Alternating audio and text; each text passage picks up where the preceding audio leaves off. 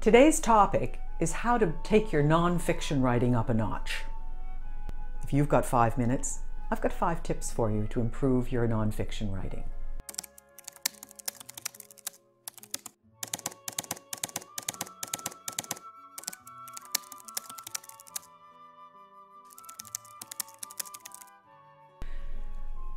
Last week, I talked to you about how to write a lead for your nonfiction. I also told you that I'd spent most of my career writing nonfiction. One of the things that I have found is there are no surefire ways to write anything. There are no magic bullets to success in your writing. There are ways, however, that overall you can begin to improve your writing if you're willing to think about it and spend a little bit of time.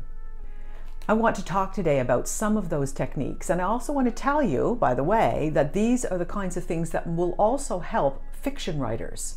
But today I'm focusing mostly on nonfiction. So here are my 5 tips.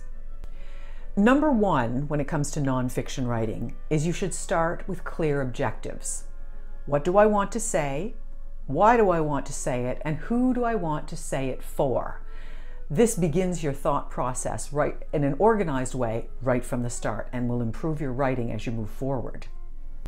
Tip number 2, create an outline before you start writing. I have to tell you, I can't stress this enough. For 26 years, I taught students writing at university, and it was one of the things that I tried to get them to do, and that when they finally got down to it and learned to do good outlines, their writing improved dramatically. Because once you have an outline, you can think about things more clearly. One of the things you need to recognize about outlines, though, is that they are not linear and they are not static things. They don't just sit there on your computer. They're dynamic, they change, you can change them as you go along. But in the first place, you have to organize your thinking, and an outline will do that for you. Obviously, you're going to do that if you write a book, a nonfiction book, because you're going to eventually need to write a proposal. And the outline becomes the format for that. But even a short piece, writing a short outline for something helps you to organize your thought processes and put them together in an organized way. So that will really help your writing. Tip number 3 is to learn to use the elements of fiction writing in your nonfiction. I'm talking about things like setting, characters, dialogue, story. Obviously, in nonfiction, you're often going to use anecdotes. Now, even if it is a straight magazine article, you're going to use anecdotes. And so the elements of fiction will be helpful. If you're writing memoir, elements of fiction become extraordinarily important, and they will add some richness to your writing that will help to evoke emotions in the readers. Tip number 4, be judicious about detail. You did a lot of research. Don't try to impress the reader with the research that you did it for you. And remember, when you're writing, and you're writing for an audience, particularly in nonfiction, you're writing for a specific audience, remember that it's not all about you.